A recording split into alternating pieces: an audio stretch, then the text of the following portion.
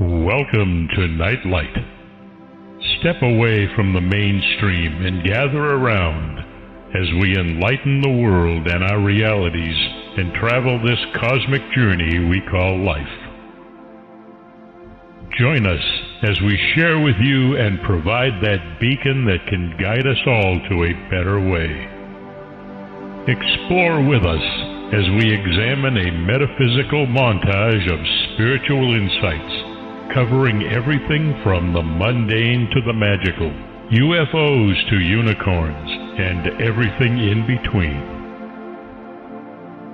This is a time of awakening, of sharing and evolving, of spreading our wings and soaring on the cosmic breath of creation.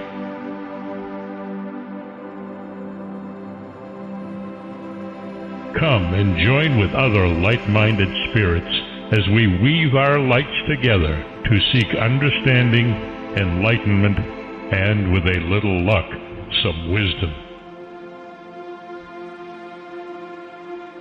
This is Nightlight, a reminder that you are never alone.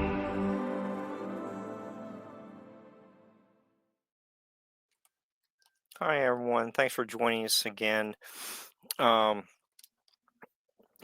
Last week's show with Linda Sigmund and Joey Medea was very well received by the viewers, and we are just so appreciative that so many people tuned in live or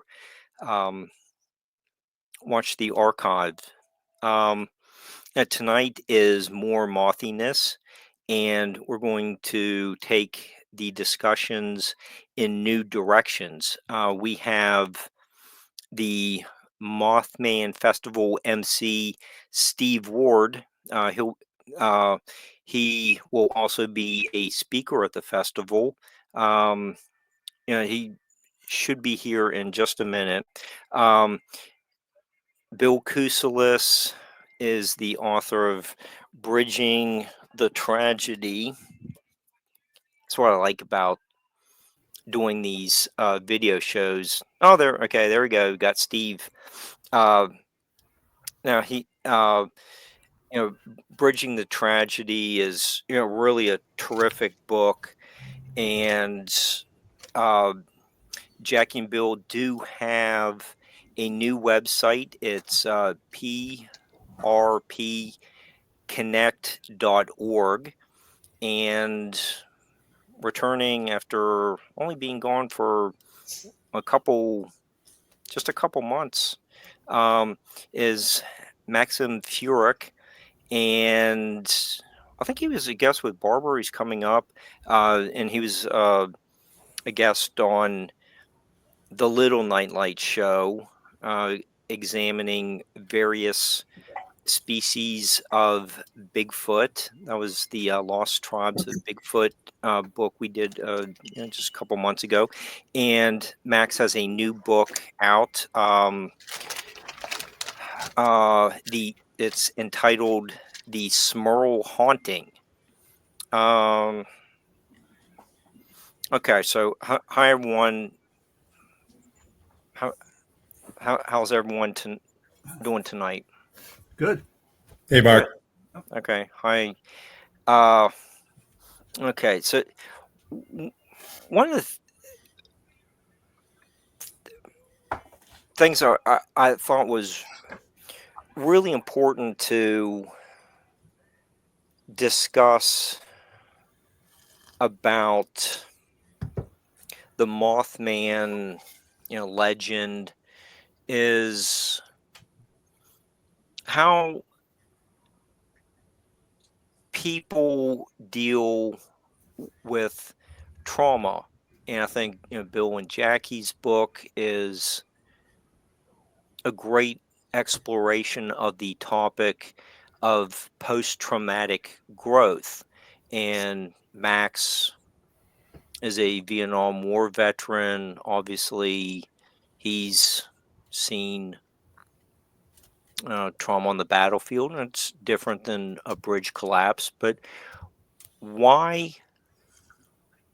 how do people respond to these on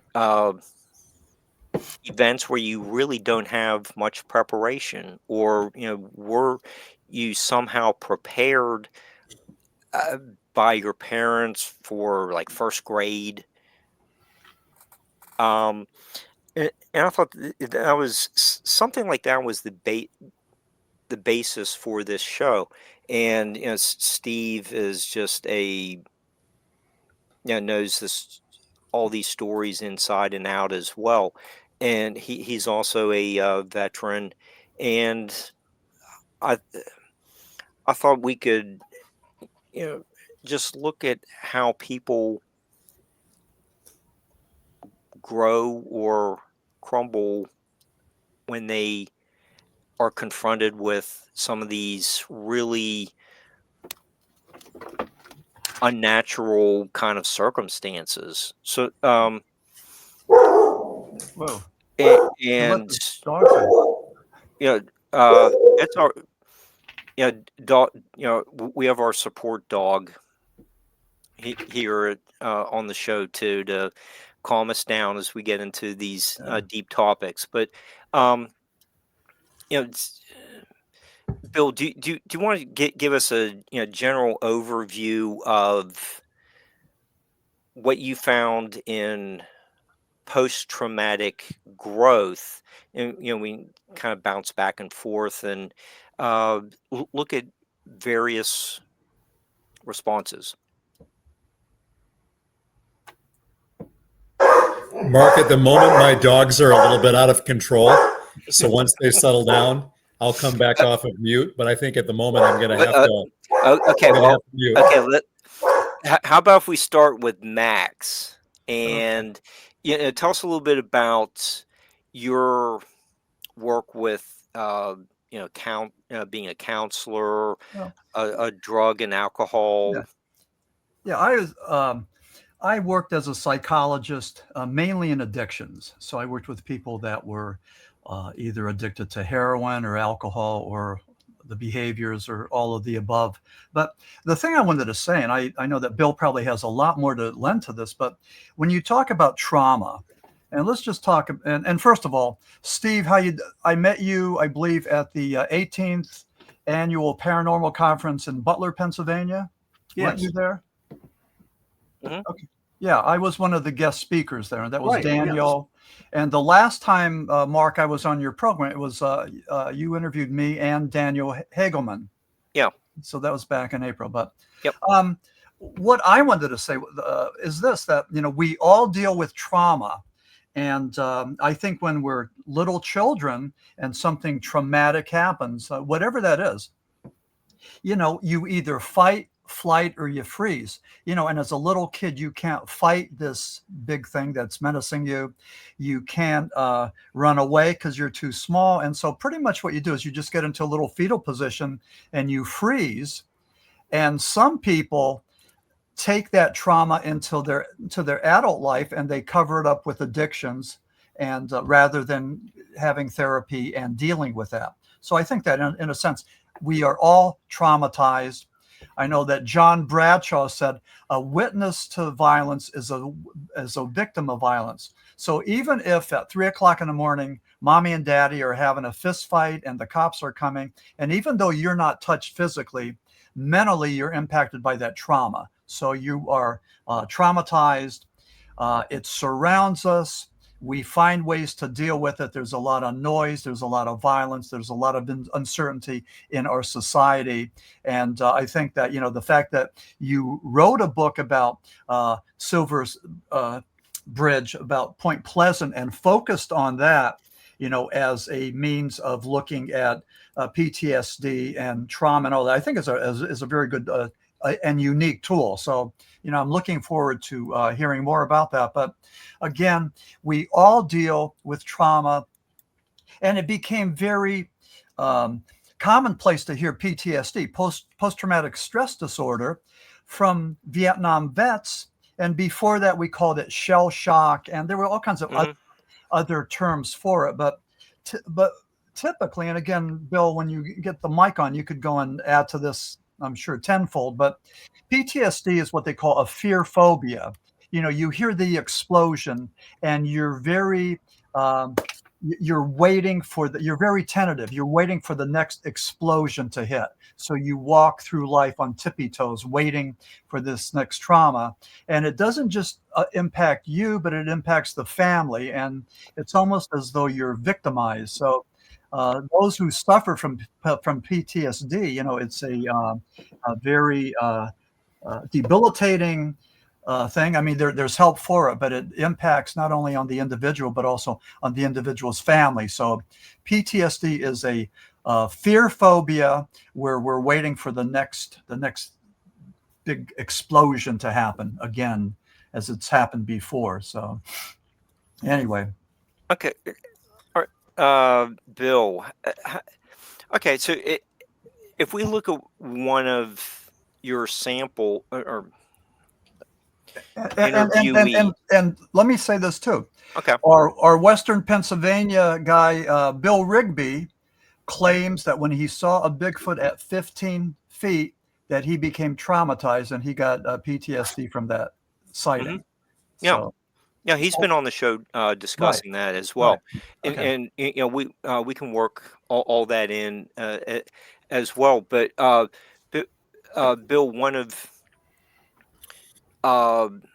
your most outstanding interviewees is Carolyn Harris, and okay, if Max is talking about PTSD is fear phobia, it really doesn't seem like she expressed fear about you and JACI being like new people in town. She seemed to be open to talking with you. So can we look at maybe for a little bit of how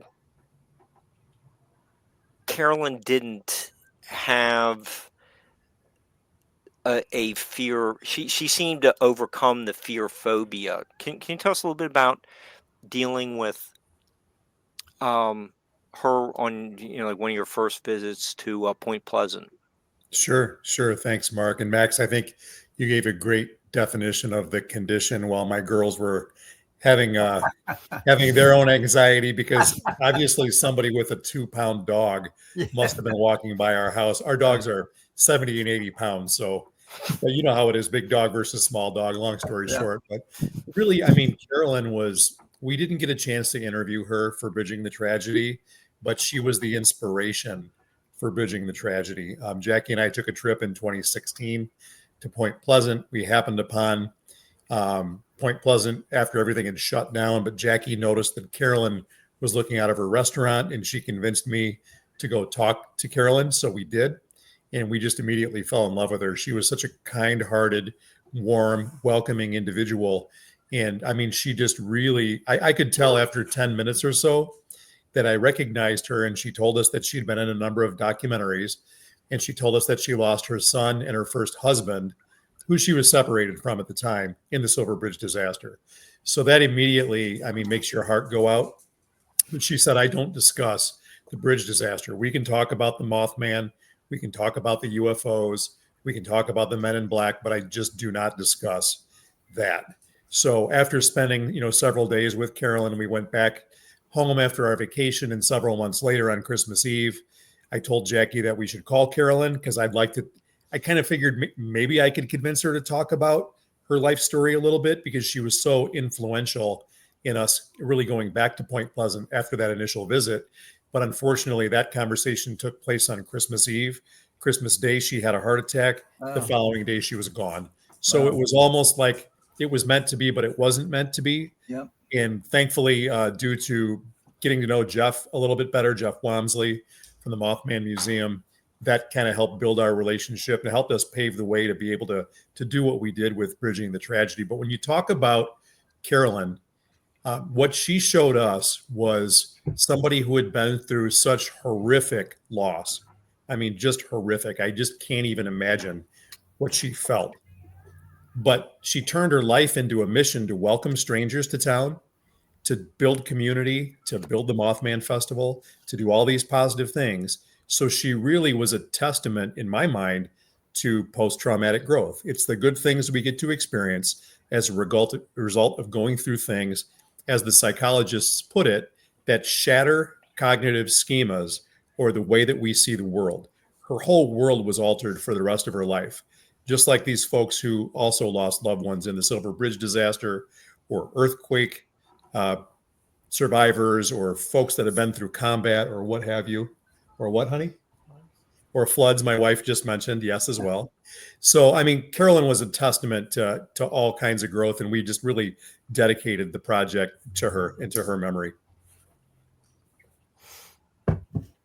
It's Steve. Do you find that even today, nearly 60 years later, that the townspeople never still don't forget what happened? It's kind of looking at generational trauma, as I should have phrased that better. But there are the memorials still there, but how are the people that grew up a generation or two after what happened, how are they dealing with the memories?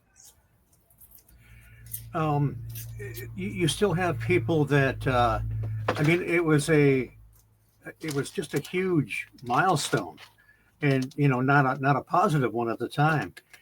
People, I'm talking to people about, we just got off the bridge, or we backed up at the last minute. I was with my father, and even far away. When I was working in South Central Michigan at an electrical wholesaler, I would often wear a Mothman T-shirt, and all kinds of people came through there, and they had a point of reference. They'd say, "Oh, we had family down there. We missed it by 2 weeks," and so forth.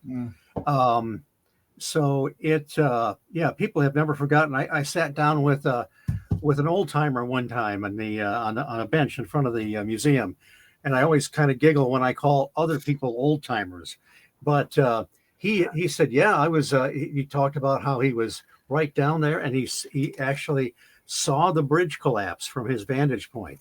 So it's and even back when 10 years after the event, I had read John Keel's book. I went down there to see the area. I stumbled on the Low Hotel. I had a map of the TNT area, went out that way, which, of course, for those that don't know, the TNT area is about 8 or 9 miles north of Point Pleasant, where they used to make explosives for World War II.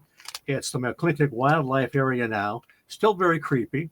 And when we take people out for the Mothman Hayride for the festival to have some fun, and I would not, as fascinated as I was about the Mothman and the whole thing, I would not ask anybody if they had seen the Mothman or about their sightings, because I was afraid I was going to talk to somebody that had a friend or family member that died on the bridge. This is only 10 years afterwards.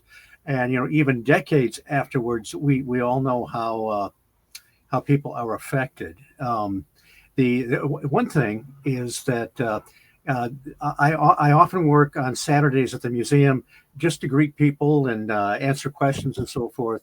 Occasionally somebody comes by and wants to do an interview, and I forget the exact question that was asked, but the answer I gave, I said, look, there's nothing negative about this. There's no downside to the sort of the little empire that Jeff Walmsley has built. The museum, the Point Pleasant Trading Company, Bunker 304, and then all the history surrounding that area. You can walk 2 blocks up the street and see where the bridge collapsed and the memorial there. And I said, look, there's no shame in buying a Mothman T-shirt. or something to support the museum. There's a spirit of fun there. And also there's a spirit of mystery. I mean, I remember going down there the first times, years after the 77 visit to the festival, and just how fascinating that all was. But there's another more serious side that gets into some of the trauma areas.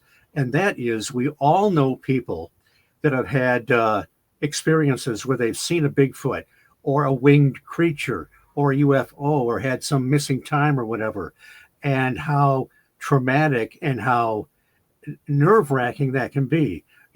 Ordinary people experiencing extraordinary events. Right. But when they come to the museum and talk to other people or come to some of these events, even though they may be talking to somebody that has not had exactly the same experience, they can network with people that have had these bizarre experiences and know that they're not alone anymore. And that can be very, I was talking to a lady years ago, Missy from New Hampshire, and she had a missing time experience. And she had a classic, when John Keel said, ask the contactee what they had for breakfast. It turned out she had a whole series of bizarre events, she and her family, over the years. And she was alone at one time until she came forward and started talking to other people. So that's that can be awfully valuable to have, for people to have that experience. Mm-hmm. Steve, you were just talking about talking to like an old timer, okay? And they said, we had just gotten off the bridge.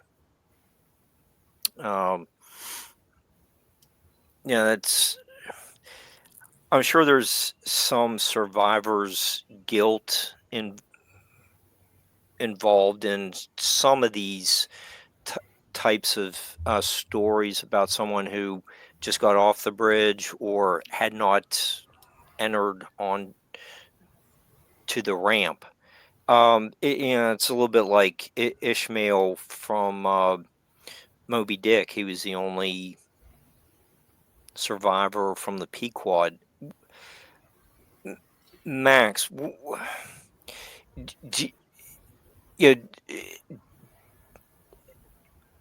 how do people overcome some of these feelings that why didn't I die? Why am I the only one that survived this? There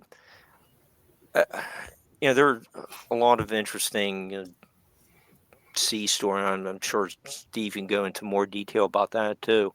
Yeah. But what did you encounter with, talking with your patients? Well, I wanted to say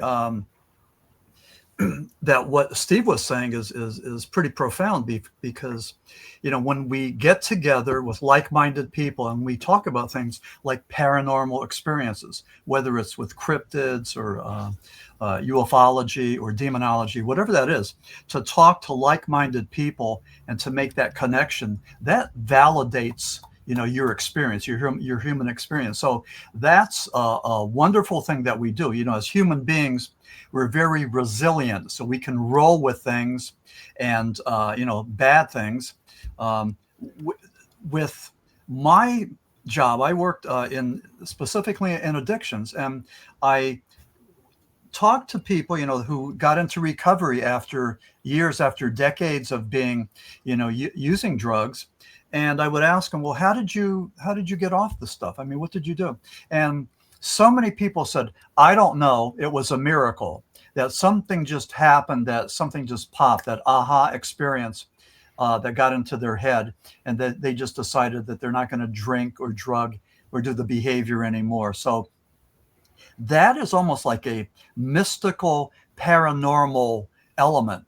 We can't explain how it happened, and they can't either. All they did was call it a miracle. But one of the most powerful things I've seen is people who are in recovery that choose to make positive behavioral changes. And Bill, I don't know what your experience is, but I think to be able to make a behavioral change is one of the hardest, most difficult things going. I mean, how do you do it? I mean, you and I, we're fortunate because we read all the books, but I mean, but when you're hampered with whatever it is that you're hampered with, I mean, how do you go and stop it? So, we're all in the same boat in that respect. But what Steve was saying, I know I mentioned John Bradshaw. I remember years ago, I went to this 3-day John Bradshaw conference at this convention center, and there were people from all over the place that were there. But we would go and have the training, and then we'd go out to dinner, and we'd be going back to to our rooms, and invariably some of us would bump into each other in the parking lot, and we would start talking about our stuff, our issues. And I always wanted to write a book, Therapy in the Parking Lot, because it seemed like that was the best place. There were no parameters, there were no restrictions. It was just me and you talking about our human to human stuff. And the thing that I think all of us need to realize, if we don't, I'm sure we do, that human beings are pretty unique. We are resilient. We have powers. We are above the animals because we have more DNA. And this is an example of more being better. We just have more DNA to help with our cognition and our spirituality and everything else. We got more, and more is better. And even though maybe the apes can climb trees better than us and the cheetah can run faster than us, we can do other things too. So that's the good thing. We're resilient. But Mark, and sorry to be so long-winded, and 20 minutes later, I'm getting back to your question, but why is it that, when people deal with a tragedy like Silver Spring, that some people can roll with it with resilience and with connection and with therapy, and other people suffer from survivor's guilt? And again, part of that human condition that we just wear that cloak of guilt and shame, and we just got to, for some reason, feel bad about ourselves. When rather than celebrating the fact that you survived, you were one of the fortunate ones, instead of celebrating that, many of us, just look at the opposite and saying that, why me? Why poor, pathetic me? Why did I survive when somebody else had to die? So again, that's the human condition, and we are not just one brand, but there's all kinds of us. We're all different. We respond different, some better than others. And you would think that maybe some of us would be more adept at dealing with trauma just because we know about it. But again, when it happens, we're human beings, and the emotions kick in, and who knows if we're gonna fight, fight, run away, or freeze. I mean, who knows? So I don't know. I mean, it's a lot of these questions. They're great questions, but there may not be great answers to these. Yeah, Max, you just mentioned the proposed book idea, Therapy in the Parking Lot. Why are you gonna start on that book and use that title, Mark? No, you better copyright it, or somebody's going to grab it. Why don't the four of us write it? Yeah, we'll do that. So. Yeah. Well, I think some of it has already been written, but in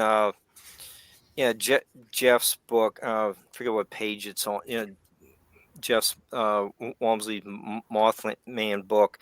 He's talking about when the Scarberries came into town, that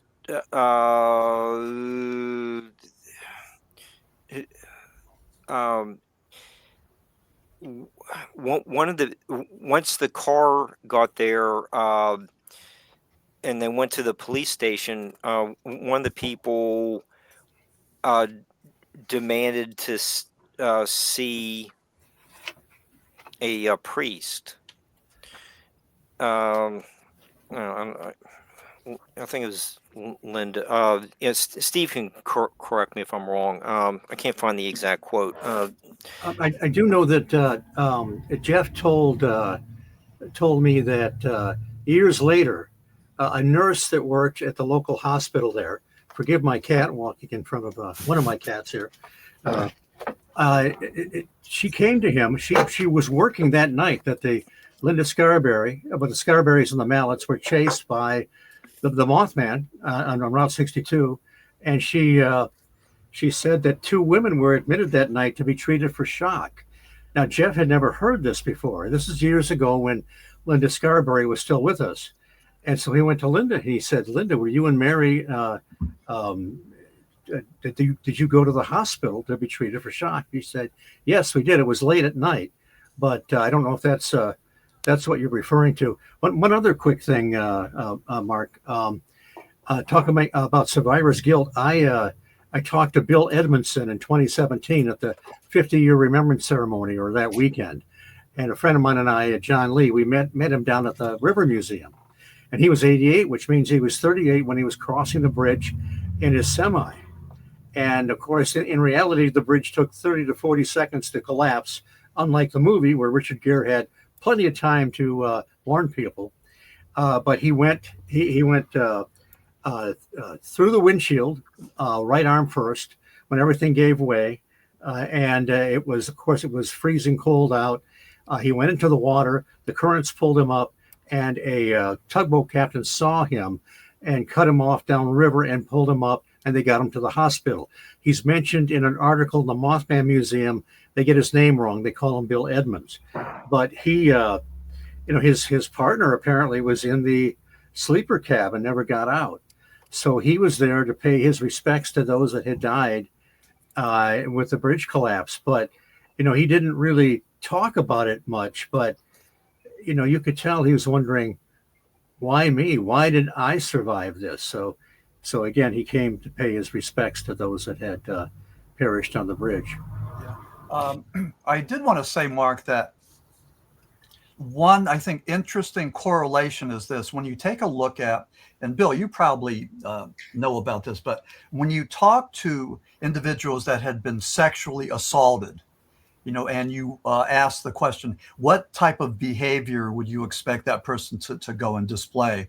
And we found out that it could be anything. The whole continuum could be, this individual could be sexually active, promiscuous, or at the other end of the continuum, they could just be very shut down, or anything in between. I mean, there's no one behavior that these individuals will go and display. It's, whatever manifest, whatever their genetics, their DNA, their mindset, whatever way they choose to deal with this trauma, I should say that. So it's very widespread. It's on a continuum, and, there's no guessing what they're going to do.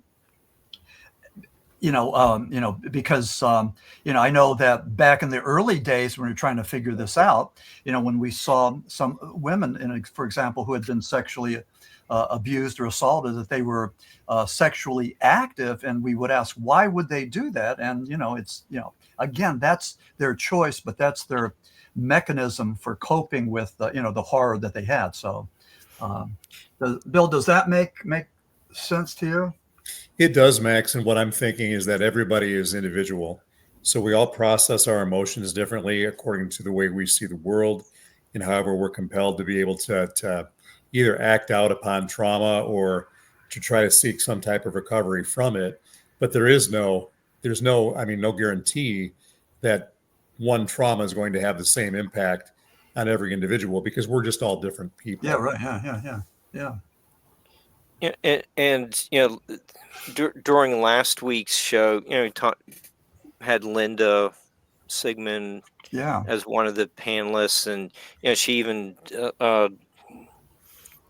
talks about after what she and her boyfriend experienced, the two UFOs that preceded the Mothman sighting.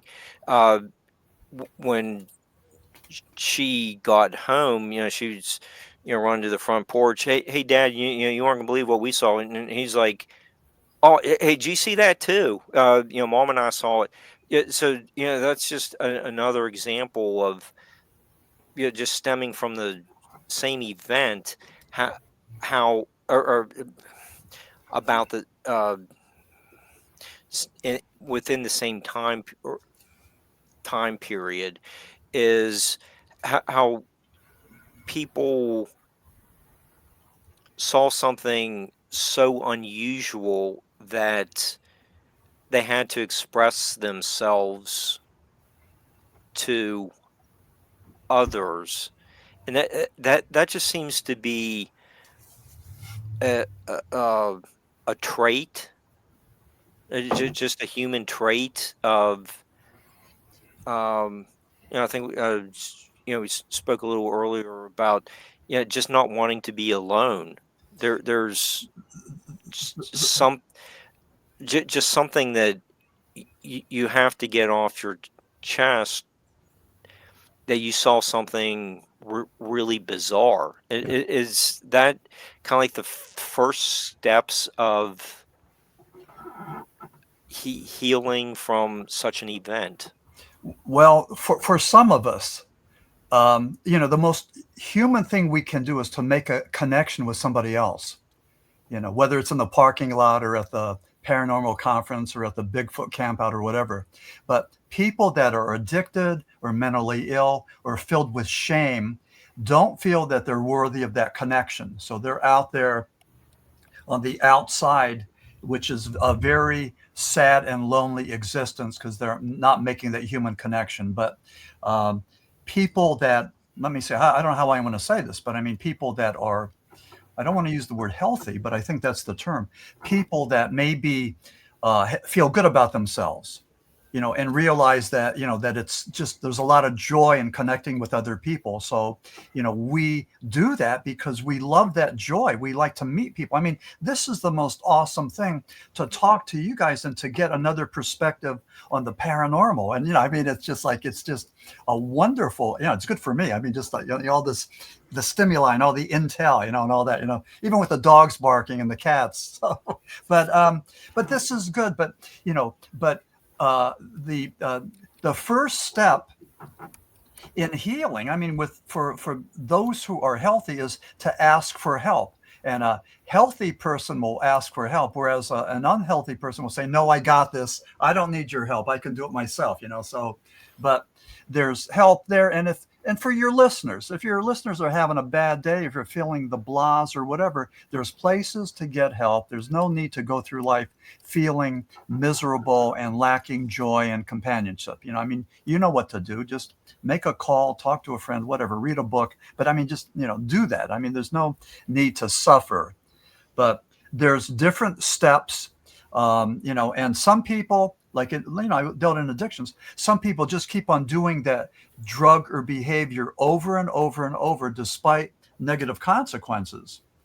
And it just takes a miracle. It takes something to get them to stop, or else they won't stop. They'll just keep on using until they die. So, I mean, some people don't get it. Some people keep on doing the bad behavior. And, that whole thing is a process, of pre-contemplation, the stages of change, and the, what was the motivational interviewing, all of those stages where we don't make a change until we realize that, hey, maybe I need to make a change. Maybe I'm drinking too much, maybe I'm getting too many DUIs. Maybe I'm doing too much of this and that, maybe I need to stop. So, when we start thinking about that, then we start thinking about making changes. So, Okay, that's a good answer. And one of the other interesting aspects of looking at trauma is the like the artwork that it produces. Linda's book has all the drawings, different drawings in the background. mm-hmm. Look, there's self-portrait with her and Linda and Mothman. But there's the little memorial. Steve's what, two blocks down the street from the Mhm. museum, and then you get the big mural behind it. Right, the mural is on the flood wall, the way the bridge used to look at the collapse, and then closer to the street is a memorial, and on the sidewalk are the 46 names of the people that died on the bridge. Yeah, it's just really, really interesting. If you're reading, Max's books, or Bridging the Tragedy. It's got other samples here. Even with Michael Carter's Initiation. After an abduction or sighting, people usually have a major life change, and that's usually towards wanting to help other people, extending some kind of positive feelings towards building a better world. A topic like that. You can look at Poe's writings. Well, he has a dying wife, from tuberculosis, that he's trying to support over the years. If you know what to look for in a lot of his short stories, well, you can see he's kind of working through what he is facing on a daily basis. It's just really interesting how people just gravitate towards artwork. And Max, you've covered that in your rock journalism career as well. A lot of the people were artists. Where they have great careers, very, very innovative in movies or music, and where do they go wrong? Well, I'm fortunate because I have I made 2 books. The Smurl Haunting that came out like 5-6 days ago, and then this one is going to be published by Hanger One real soon. Paranormal Apocalypse. Is this how it ends? But I want to say this. I coined a term called apocalyptic awe. And I claim that we look through fear through fascination. We do this. We conquer fear through this fascination, through this apocalyptic awe. And that's motion pictures, literature, and songs. We're able to look at that monster under the bed or the monster in the closet, through this apocalyptic awe. We look at it through another lens. And that's one thing we do. But you were talking about the creativity, and I know the interesting story is some of these guys wanted to play like Charlie Parker, the great jazz musician, and he was addicted to morphine and then heroin. And they thought that if they were addicted to heroin, they could play just like Parker. And Charlie Parker said, "No, don't do that. You're just going to become an addict." And a lot of young musicians thought that if they could get high or stoned or drunk or whatever, that's going to go and trigger creativity. And it really doesn't. Creative people are creative, whether they're straight or stoned. And Miles Davis and Charlie Parker are examples of that.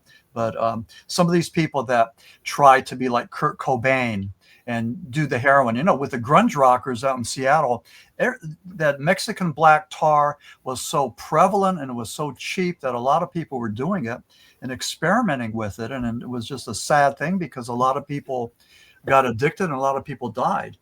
But, people thought that, using drugs was the key to creativity, and it's really not. It's a key to addiction. It's a key to a possible body bag. I just tell people just to, you know, I don't know, for my own, I don't know, I mean, I try to, do it straight edge. I mean, I stopped drinking. I'm very careful with the drugs, just because of the cognition. At my age, I don't want to go and mess up what I have. I don't think I need to do that, and I'm not going to do that. So again, that's my 2 cents about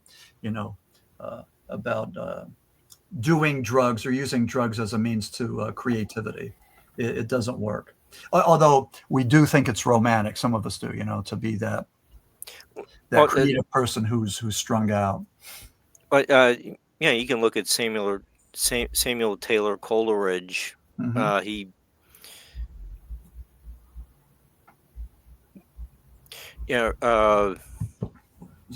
went from the pinnacle of being a leading romantic poet to getting sidetracked for 30 years with not being known for anything. So I just want to throw that out there as well. But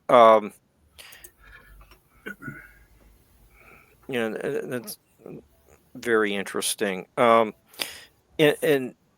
Max, since you just showed your new book, the Smurl, Smurl Haunting. Yeah, it's the okay. Yeah, that's covering more of demonic. Yeah. Stuff. Okay, I don't know if we can really apply demonic stuff to Mothman. Steve and Bill, you could probably answer that question far better than I can. But Max, can you tell us a little bit about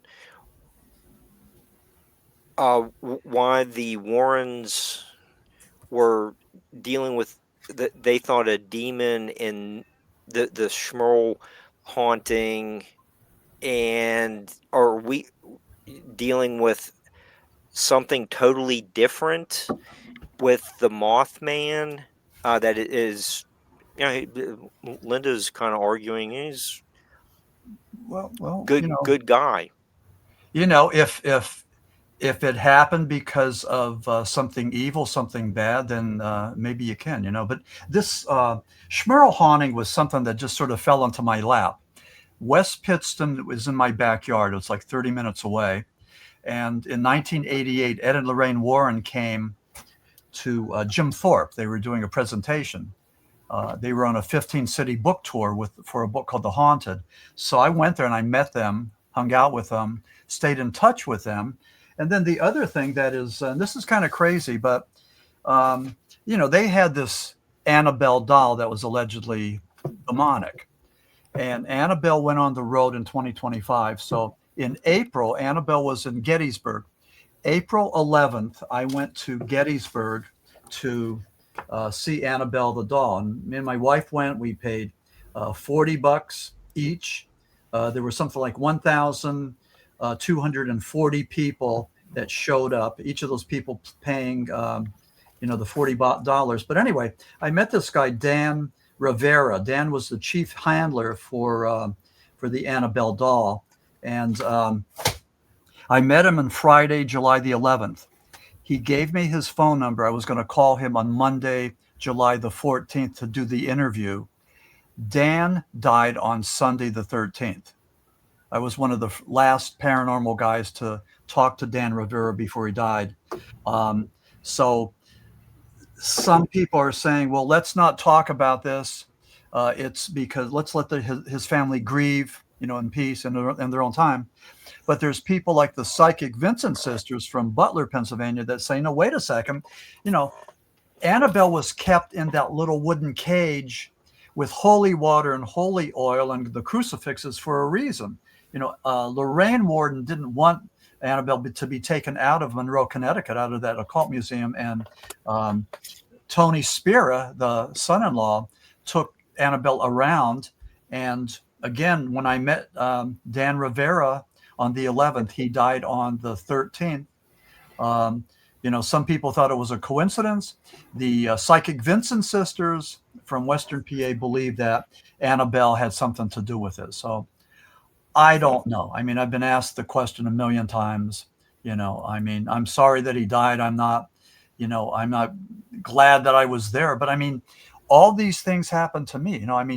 Being close to West Pittston, knowing Ed and Lorraine Warren, and staying in touch with them over the years, and then this Dan Rivera incident. So I don't know what to think. I mean, but I saw the doll. It was in this 5-foot wooden cage with glass, and the Lord's Prayer was tacked to the back, and it looked like a Raggedy Ann doll. That's what it looked like.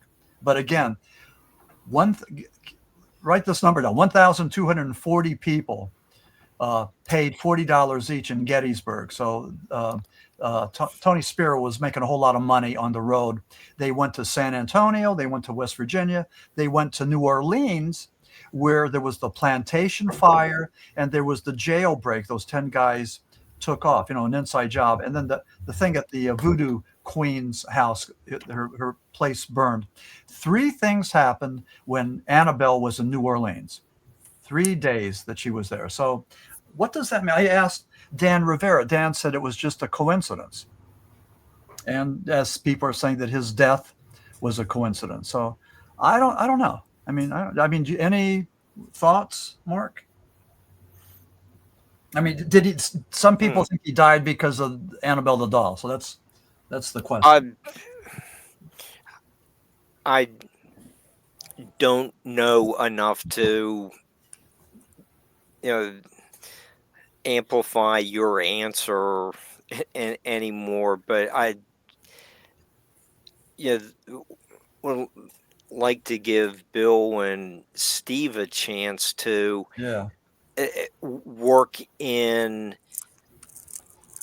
some of Keel's observations that would that aren't necessarily in the Mothman prophecies, but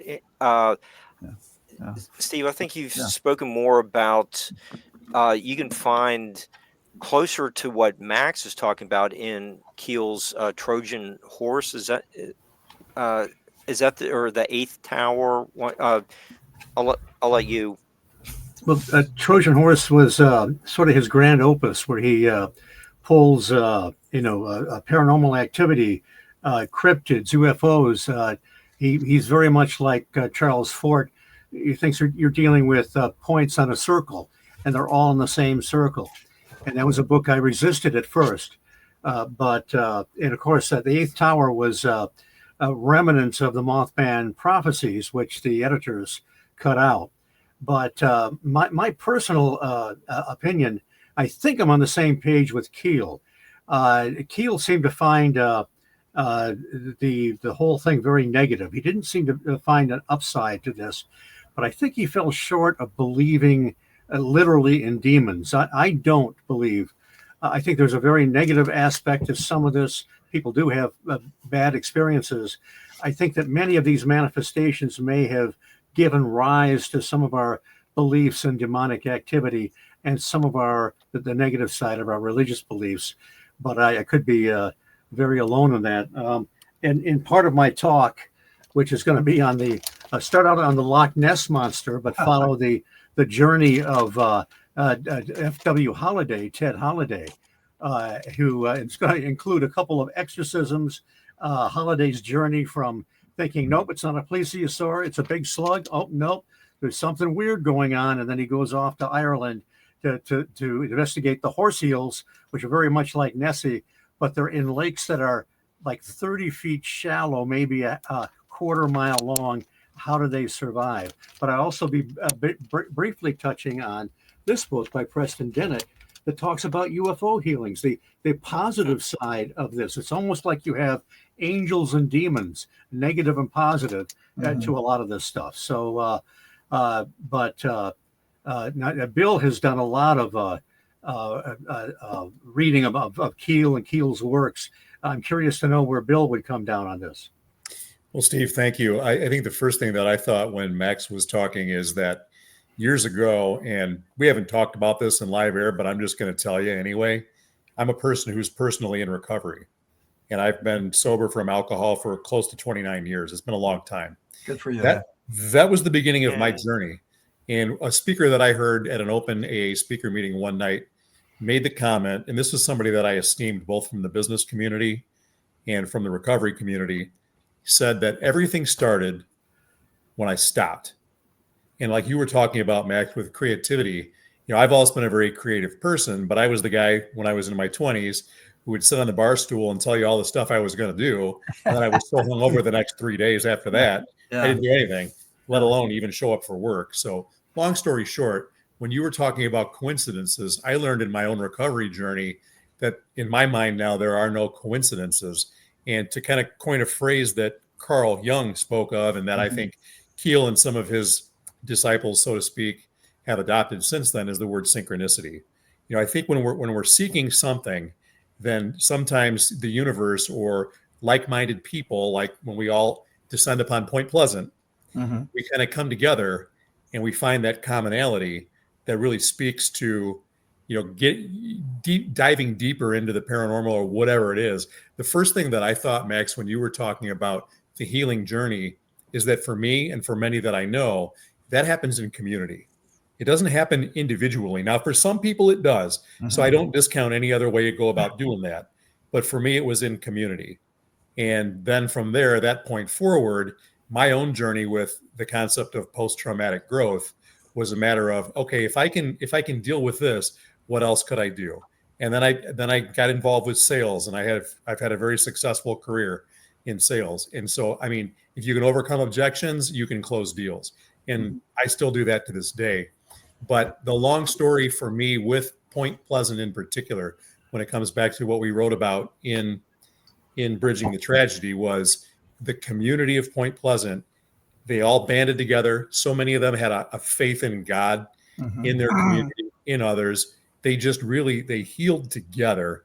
And so I think when we all show up in community, whether it's for recovery or for the paranormal journey or the things that we look at, that we're really fascinated by, that I think that when we do that together, the universe finds ways to be able to help us get connected even deeper and to go down that path in even more fulfilling ways, if that makes sense. Yeah, it does. And I can just see your book, Bridging the Tragedy, having so much of you in there, telling your story, maybe through that Silver Bridge.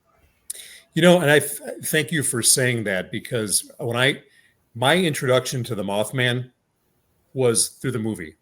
Like Steve was talking about, Richard Gere diving in, saving Laura Linney's life at the bottom of the river and all that kind of stuff. And that's good entertainment. It was fun to watch. But that got me into this whole thing. And then being able to learn from that point forward. Yeah, we can't forget Brian Seach's butt, too. No. Is that the part of him that's in the movie? I know he talks about being in the movie, but I didn't know which part of him was there. Well, please let me tell you, because when I do the hayride on the Mothman Festival, if Brian's there, he'll pipe up and say, "Hey, Steve, did you know I was in the Mothman Prophecies?" Okay, you guys remember Alan Bates playing Dr. Leek, Keel spelled backwards, right? Great. I mean, those scenes between him and Gere are just fantastic. But there's a scene that's supposed to be in Chicago. It's actually, I think, Pittsburgh. They're walking up the steps to this big museum or whatever. And if you look way off in the distance, you'll see two guys about a quarter of an inch tall. One of them's carrying a briefcase. That is Brian Seach. And they made him do it again because he wasn't walking fast enough. When he's on my show, we do an anniversary show on the High Strangeness Factor. We always talk about the food they had there and how they weren't supposed to talk to the actors. I mean, it was such an entertaining day for him. And I keep accusing him. I said, "Brian, I know what you did. You took all that food and you stuffed it in that briefcase, and you didn't have to go grocery shopping for 2 weeks." Okay. Did they shoot that in Pittsburgh? A lot of it in Pittsburgh and different parts of Pennsylvania. Katanning, Pennsylvania was a sub for a lot of it. And even remember the motel, Avalon Motel? That was in 84, Pennsylvania. Okay. I tried to stay there one night, even though I knew the interior set would be different. But I got there too late because the weather was so awful, and they said they weren't taking rooms. Like I wanted to be Richard Gere for one night. Hopefully Indrid wouldn't call, but Steve, you really should play Leak in the remake of the movie. You resemble him very much so. You would excel at that role. Yeah, I appreciate that. I've been told that before. I love Alan Bates. Just completely off subject. You have to see a movie, an old movie called King of Hearts. It's in French, English subtitles, Jean-Pierre Vougeot and Alan Bates. It is absolutely hilarious. Okay. I just want to say, you folks that live in Western Pennsylvania, man, there must be something in the water there. I mean, it's just like the epicenter of everything weird. It all happens there, Chestnut Ridge and Greene County and all that, Kecksburg and wow, God. Yeah, Buffalo Bills. I've always thought Pennsylvanians were a little bit off, but that's just me.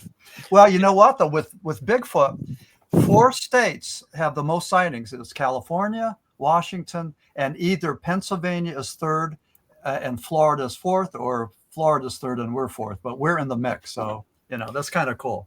Well, you have Buffalo Bill's house that was filmed in County. Yeah, that's not too far from Pittsburgh. Yeah, that was from Silence of the Lambs. Yeah, I think it's a bed and breakfast now. And you have your Evans City. Oh yeah, Night of the Living Dead. Yeah. Can't go wrong with this cemetery. Stopping to get a little photo of the fork in the road, and that goes up the hill. Man, you could watch that on YouTube. Night of the Living Dead. The first 15 minutes are the best music, best sequence, black and white. That hill going up and down. Nobody's done it as good as that. I mean, it's our stuff. It's Pennsylvania stuff. And what's so interesting about it is, like so much of that graveyard. It's actually pretty nice sized cemetery, but actually where all the action took place is just a small 20-foot section with the Nicholas Kramer statue and Barbara's against holding up against the side. Oh my God, they're zombies are here, and they're coming to get you, Barbara. and the not the owner of Nightlight. We don't want to make fun of her, but the 2 other tombstones, the Blair tombstone, all that stuff. It's all right there together. It's like George Romero just said, okay, it's park the car here, get the stuff out. Okay, action and cut and put everything back in the car and head down the hill. It's actually fascinating to see how the movie was made. And just to interject one thing, since I'm subbing in for Dr. Leak as his stunt double, my favorite line that he says to Richard Gere is, "We're not allowed to know." He does it so well. He kind of cocks his head, he pauses, and I remember John Keel, when he was being interviewed by Art Bell on Coast to Coast AM, when the film came out, said that Alan Bates reminded him of him. So now I've got this even a better connection with John Keel. Okay. Hey, we're Max, we're a couple minutes over the hour. You have to do that thing the next day, called work.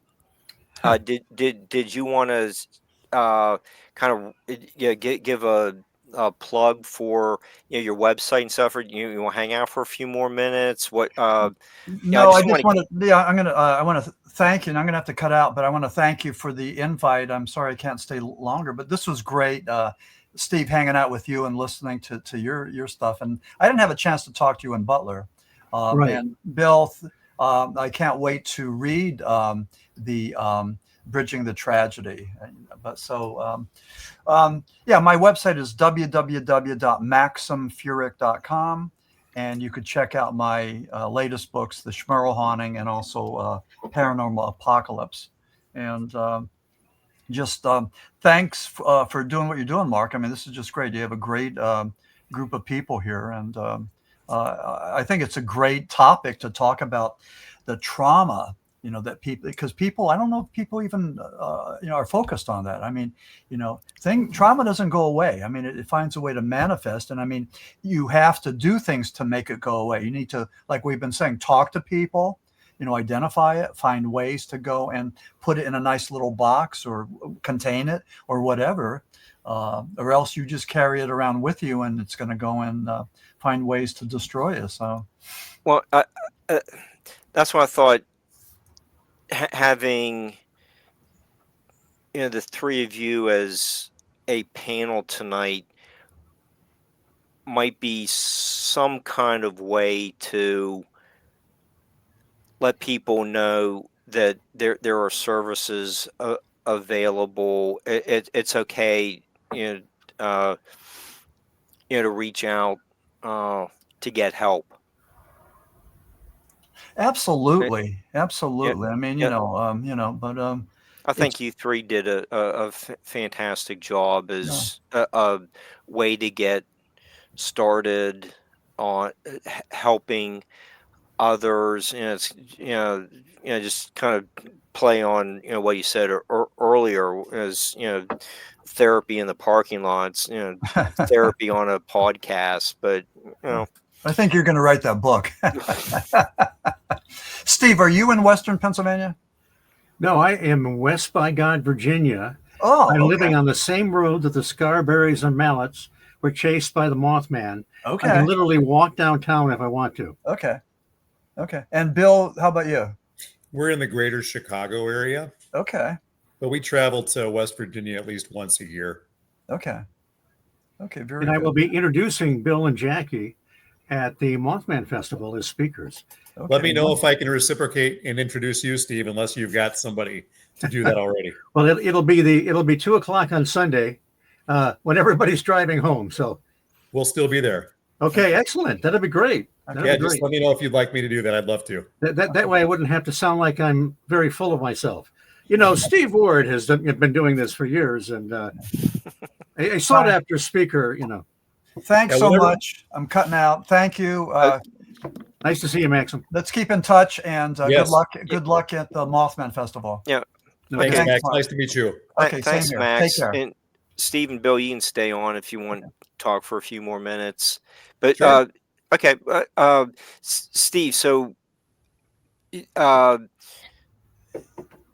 Jackie and Bill are going to be couple of the speakers. You're going to be speaking as well. Who else does Jeff have lined up for this fantastic weekend event? I don't have the list in front of me. Joey Medea will be there. Ken Gerhardt is going to be there, and he was just on my show. He's one of the best. Oh, good Lord! I'm blanking out now. I'm going to blame it on my age. Jeff always has there's a couple people I'm not familiar with. Ashley Hilt's going to be. Yes, Ashley Hilt is one that's going to be there. Her first time speaking there.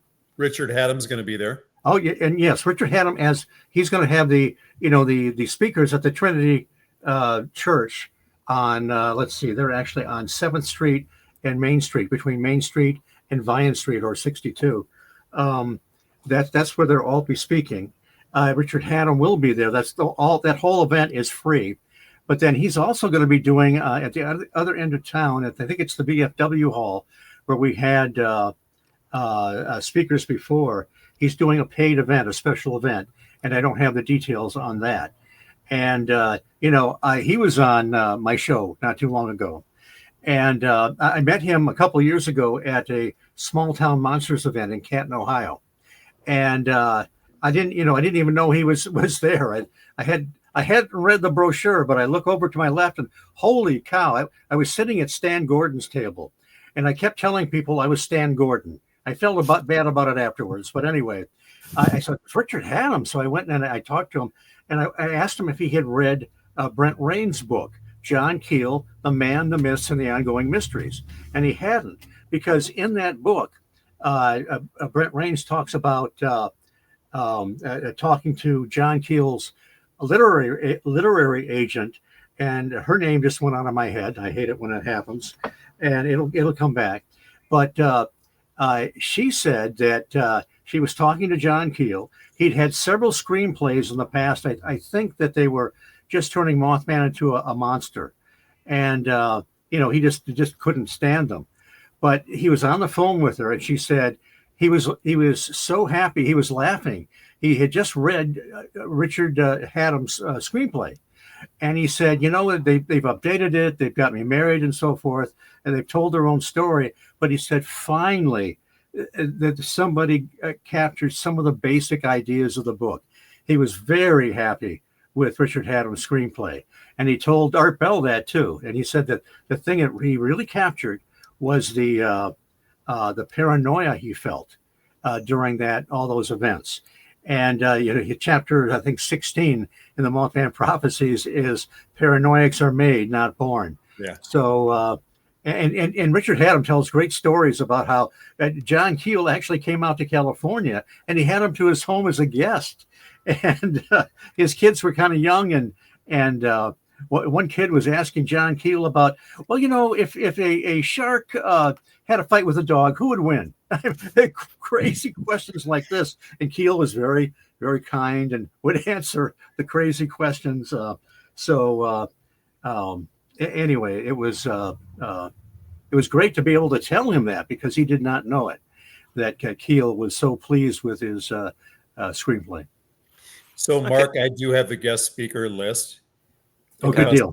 At least what they have on the Mothman Festival webpage, and that's Richard Haddam, Joey Medea, Ashley Hilt, Dave Spinks, Dave Hardy, Steve Ward, Jack Dreyer, Ken Gerhard, Joe Perdue, Ron Lanham, Jackie and me, and Dave Hardy. Joe Perdue and Ron Lanham are from Wild and Weird, West Virginia, and they do a great show. And they really do. I was out with them in the Chief Cornstalk hunting ground, and we saw it was captured on some of the different equipment they had, but I had never seen much in the way of UFOs in my life, and we captured they captured some just amazing stuff out there. And some of the stuff that even looked a little bit like the Tic Tac videos and so forth, where it has kind of that black ring around it, or aura, whatever you want to call it. So, and they really, they did a workshop last year out at the TNT area, and I spoke out there, and these guys really, they know the equipment, and they really do a lot of great research. So. And they always do a good talk. So, okay, hey, Bill, let me toss a question over to you. And what do you what keeps you coming back to Point Pleasant? Is it the people, scenery? Something else? What? I would say that when Jackie and I traveled to Point Pleasant the first time, I shall return. It probably would have just been a one and done type of a vacation. But having met Carolyn, having met Mark Griffith, and having met Lynn, Mark's half sister, Lynn Cornwell Robinson, who's the 7th fire granddaughter of Chief Cornstalk, had we not met those people, and then with Carolyn's tragic passing, I don't know that we would have come back as frequently as we have. But I think what we found there is a sense of community, not just the paranormal community, but the people in West Virginia are so open, welcoming, and kind. They make you feel like talking to you is the most important part of your day. And I'm not saying that because of me. I'm saying that because that's who they are. They're just so welcoming. You just feel like you belong there. And it's almost like a family reunion now. I mean, we've known Steve now for 5-6 years. We've known Jeff now for 9 years. We've gotten to know you the last few years. Not that you live there, but you're there frequently. We see you at the festival. But I mean, some of the folks that we've gotten to know over the years have become very near and dear to us. In fact, some of the people that we interviewed for Bridging the Tragedy, we get together with every time we're in town. And specifically, I'm talking about Linda Lane and Marva Bailey. We see them every time we come to town. It's like it's a sense of family. And Carolyn gave that to us, and she just really epitomized that spirit. But I mean, 90% of the people that we meet in Point Pleasant make us want to come back. That's why we keep coming back. Yeah, so you were just talking about it's a sense of a community, and it's not necessarily involved in the paranormal. But there are, I think there's been a lot of sense of community with Ozzy's passing, and the in the metal community. Do you are you seeing that with all the bands you've seen? Covering some of the like paranormal events, and different metal lyrics is touching on maybe a little bit of what's in Mothman Prophecies, is delving into what we really don't have an explanation for. Mm-hmm. What is it, something good or bad? I can tell you, you mentioned Ozzy Osbourne, and I grew up on that music. I did. And I got to tell you, when he passed away, it really deeply impacted my wife. I mean, she mourned, she grieved. I hated to even break the news to her because I knew before she did. But it was heartbreaking for her because she held him in such high regard. And it was neat to see the community just really rally around him and his family, during his last days and such, and that big concert they put on in England and all that kind of business. But, for me, the two have kind of been intertwined. I mean, that's been my musical background, was with heavy metal music. And a lot of the imagery is swords and sorcery and darkness to a certain degree. But I think for me, to go back to what you said a moment ago, one of the things that I noticed when we were working on Bridging the Tragedy, although I'm still very interested in the paranormal, I've gotten to be more interested in the people and their experiences, and really just hearing how those experiences have impacted them, whether it was the bridge disaster, whether it was seeing UFOs, lights in the sky, whatever it might be, Mothman. But the people's stories have become really important to me personally. Okay. Steve, since Bill just referenced UFOs, where is that?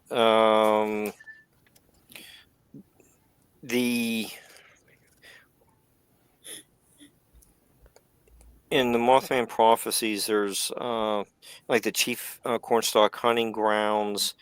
Then there was the communicating with turning his Keel and Mary Hire were on 5 Mile Creek Road, doing kind of like a Morse code with a flashlight, and Right.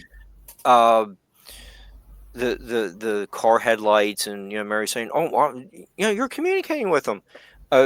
Is that road still in existence?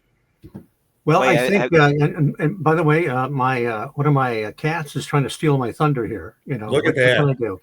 And this is Lucky. I had Lucky was a stray in a parking lot in Point Pleasant, and I don't know where you're going there, buddy, but I had to bottle feed him for 2 or 3 weeks, so he's a pretty neat cat.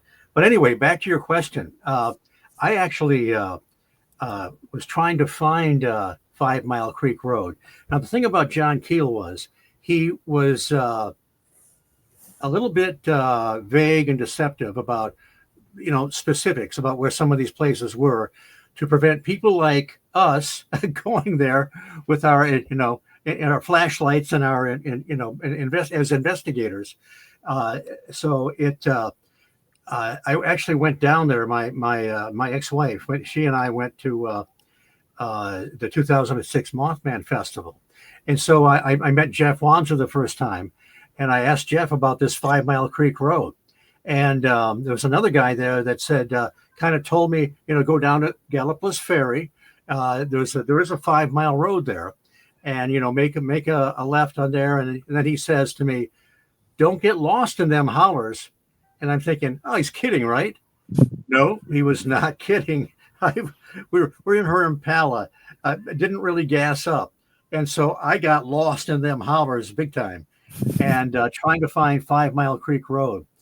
Well, it turns out actually John and Tim Frick, who portray the Men in Black by day during the festival and Fly the Mothman by night, they read one of Jeff's books, and there's a lady in there that makes a reference to that road. They talked to her, and she said that she knew at least one of the places where they used to go up there, Mary Hire and others. And it's not 5 Mile Creek Road. In fact, I don't know if there is a 5 Mile road. I'm not going to tell people how to get there because it'll lead you up to private property. But we went up there. Several of us went up there a few nights years ago, and we tried to stay off what we thought was any private property, and just kind of watch the sky for a while. We think there may have been more than one place that Keel and Mary Hire would stay, but that was one of them. That was and it was just very cool to be in a place where we think John Keel and Mary Hire and others were watching the strange lights going overhead. And of course it was down further south. In that same general wide area, the Chief Cornstalk hunting grounds, where he saw those purple lights. Remember that passage in the Mothman Prophecies.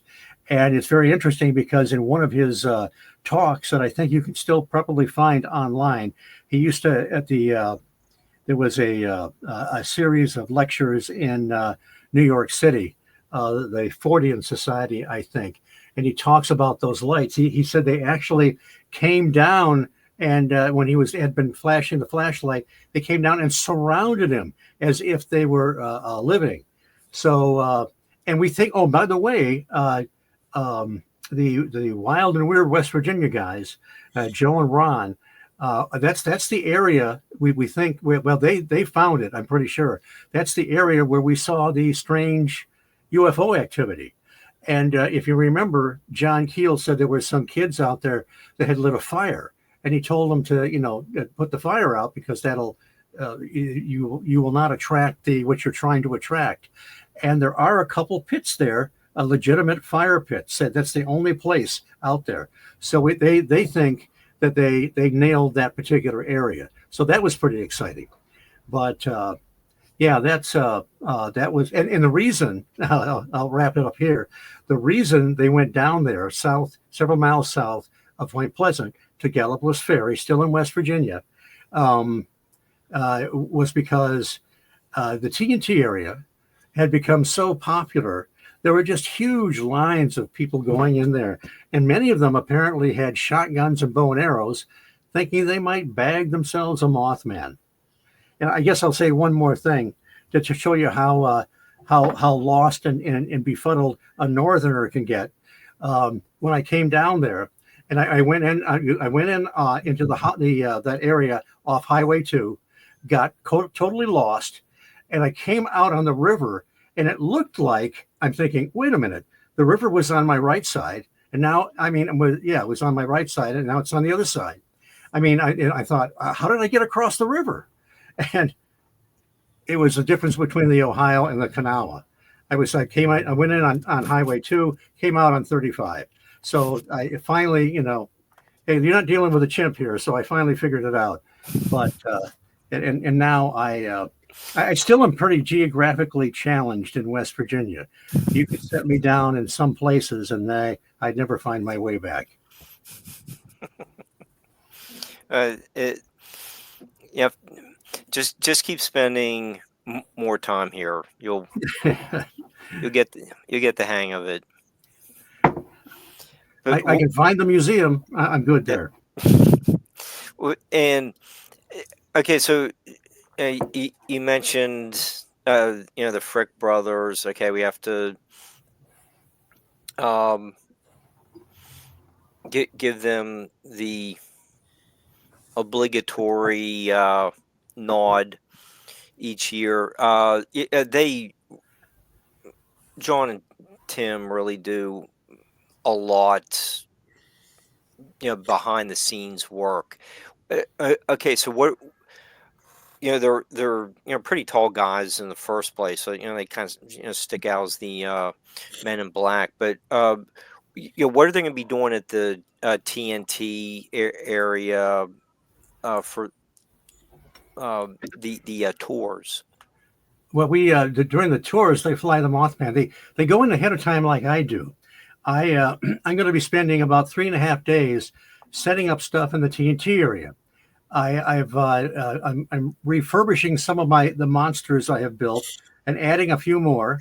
I go in, I set up spider webs and then giant rubber and fuzzy spiders, light up their eyes with indicator lights, and use flashlights and puck lights to kind of highlight everything. I've got some pretty.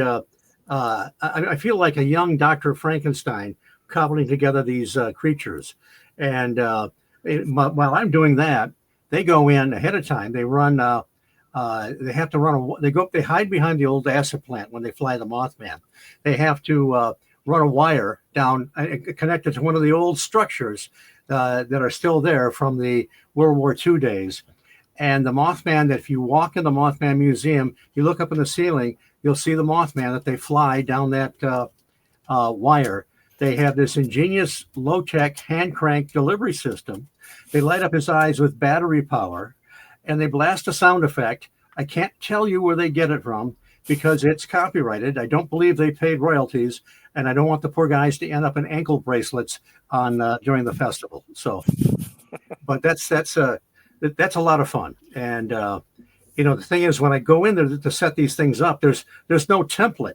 I mean, I just have to figure it out and climb ladders and stuff. So it's a lot of fun. Yeah, and Dave Spinks has been a guest with us. If you watch one, the Travel or History Channel, you can see him on there in the TNT area. He's investigating one of the igloos. He's hopefully a lot of the viewers are gonna we'll meet him over the meet him and Serenity Jenny over the festival weekend. But if you get to know Dave, he's former cop, and he's just a real straight shooter. He's not. He can tell in a captivating story, but he's going to just get to the point. He's very good at what he does, and I think he represents the region very well in his appearance there. And let's see what Steve, you said Jeff is working on a new book. It's just about ready to come out. What's the deal there? I'm glad you brought that up because now this book, I talked to him about that book when I first met him. He's had material ready for that third book. His first book was the Mothman, the Facts Behind the Legend. and then Mothman Behind the Red Eyes. Parts of this have been on the back burner for a long time. But last summer, Roger Scarberry, a lot of these people gave initial interviews over half a century ago. Roger came to Jeff out of a clear blue and said, Jeff, I'm tired of hearing people tell my story and getting it wrong. So he went to set up the interview the next day, and Jeff just said, Roger, just tell me, did it really happen? And Roger Scarberry said, it scared the hell out of me. It scared the hell out of all of us. I was in on part of that interview, but of course it's under double secret probation. I can't talk about it. It will be in Jeff's next book. But also remember Connie Carpenter. She was the one that was, when she was 18 years old, was passing the Mason County golf course, saw this thing take off, fly over the car, and she contracted conjunctivitis, eye burn. She came forward and gave another long-form interview after being quiet for half a century. By the way, the lady's name I couldn't remember was Sandra Martin. She was John Keel's literary agent, and she really loved John and loved his writings. So that's going to be in there. I know there's some other people he's hoping to get in.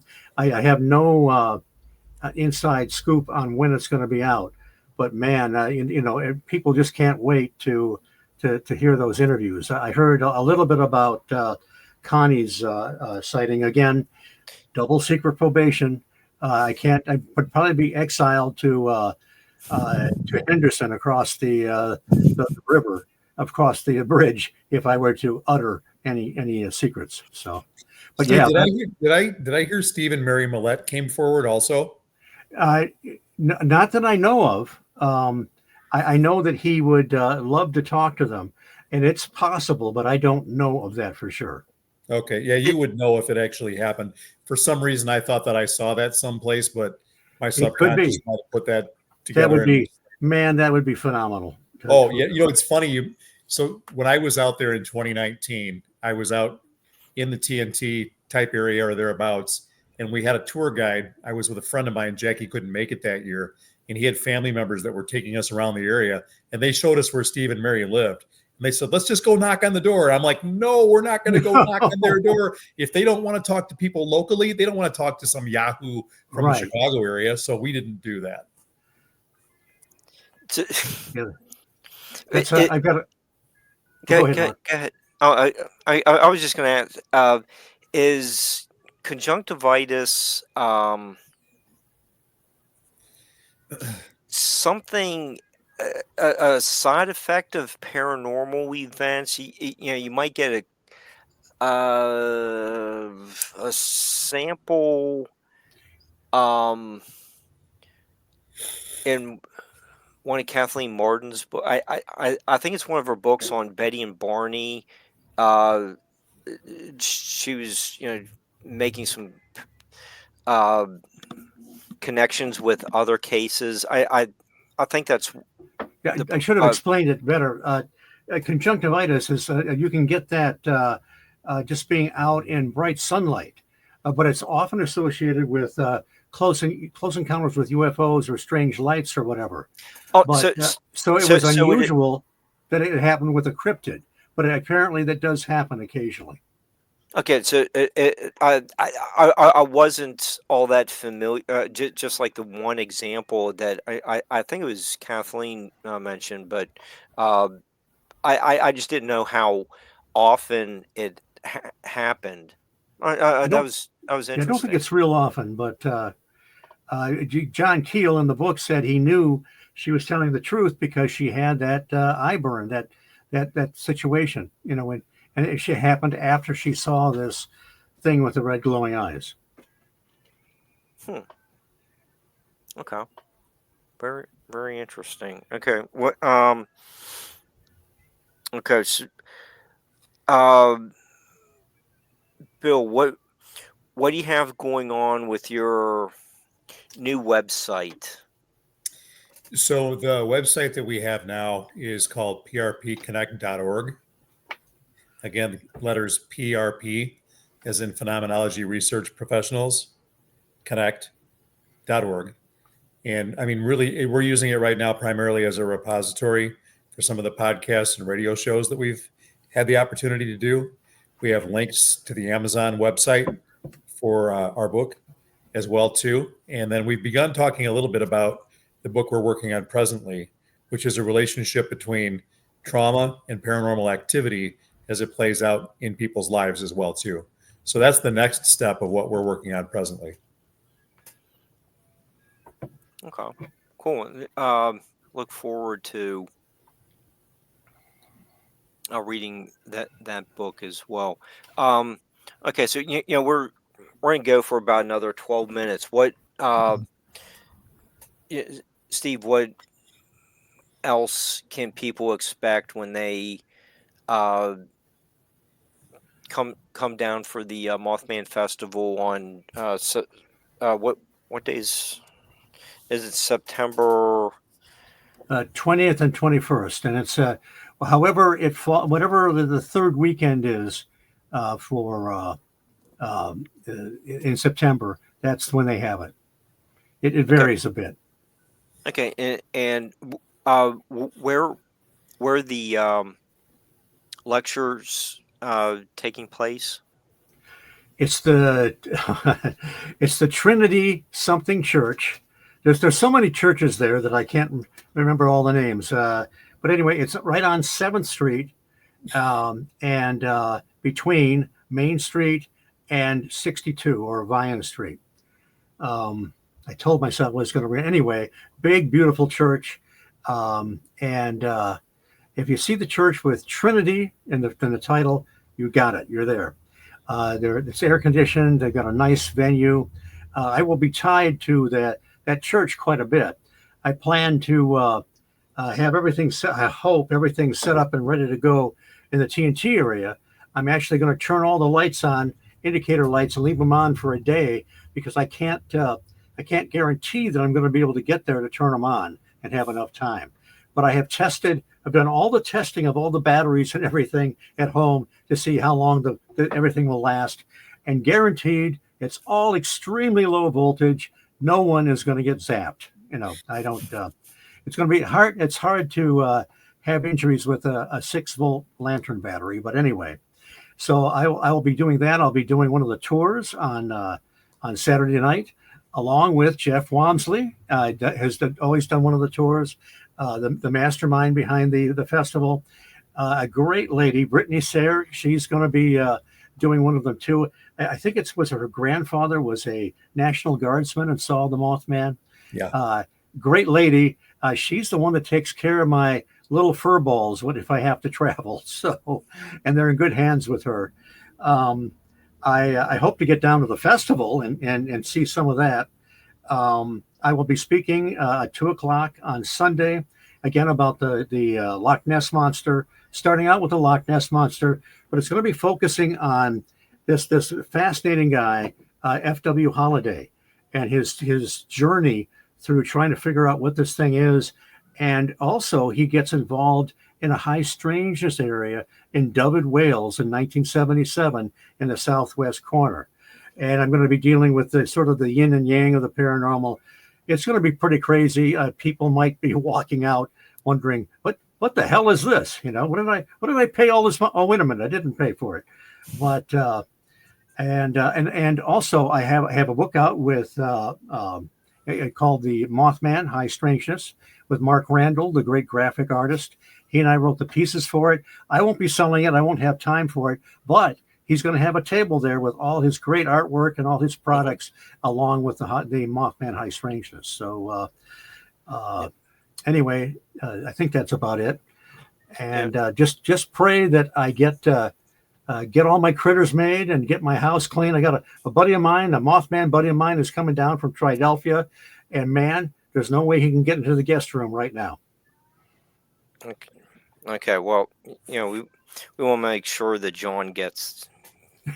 I'll tell him, hey, go to Mark's house. I mean, I don't have any room here. I have a small area over here. John's not a huge, isn't going to take up a huge space, but John's always welcome here. And short drive across town, but you know, he and I've compared notes on rebuilding after the flood. Oh, So it's yeah, the flood. yeah, he he's- yeah he yeah I really like John. So he provides a lot of insights, and And he uh, likes my cats too. He doesn't mind my. I got 6 now, so that's yeah, Oh boy. he says he likes them. I don't know if they were I a good match with his Bill. I chicken tried to stop it collection. too. And you know, if last week, we did show some of Mark's Oh yeah, artwork and Linda's books. I don't know how he does this stuff, but that's what just kind of didn't have you know enough time to devote to every example of paranormal artists that we covered. Poe or Samuel Taylor Coleridge, but at least we got uh, Mark plugged again tonight. He really does work. I don't I just don't know how he spreads the inks around, or whatever technique he uses, but it works. Like, yeah, so good stuff. stop over and see him at his tent, and Ken's going to be there this year. He's really top notch animal behavior observer. I mean, works in a zoo. Mhm. He really if you're looking at he can talk about the Patterson film. It's Patty really does show the characteristics of like this kind of or the way an orangutan or the gorilla or like this other kind of animal walks. He's a wealth of information. I haven't spoken to him a lot, but I really do admire what he does. He's just a top-notch researcher. And Bill, you guys are going to have a table? We do Okay, as good well. deal. Yeah, we'll be there as well too. And I wanted to let you guys know too that a few years ago, Small Town Monsters put out a documentary called "On the Trail of the Lake Michigan Mothman." And I wanted to let you know. And Steve, you met Sam Moranto. Yep. We did a conversation with him a couple of years ago, you and Susie. And Jack Chavez, who has Paranormal Chicago, he was also in that documentary. He and Sam worked hand in glove investigating those alleged things that were happening in the Chicagoland area. He's going to be coming with us. Oh, So good. he'll be at our table. So anybody who's interested in hearing the scoop from somebody who was right there in the community and really close to what was being reported on in Chicago a few years ago, Jack's a really good wealth of information for that. So Good keep deal. your eyes open for him.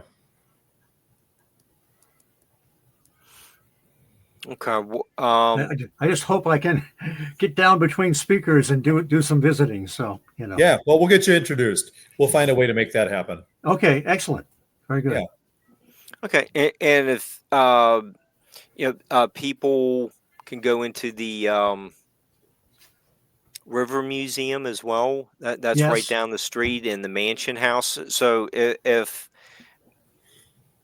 like Well, let me. who can get burned out on Mothman stuff, but there are other It's captivating. there's where the bridge originally ran, and there's all kinds of stuff. You go through the flow wall, you see other sculptures by Bob Roach. You gotta visit the Mothman statue, and if I'm not there to guide you, you've got to walk around behind the statue to get the full Monty, so to speak.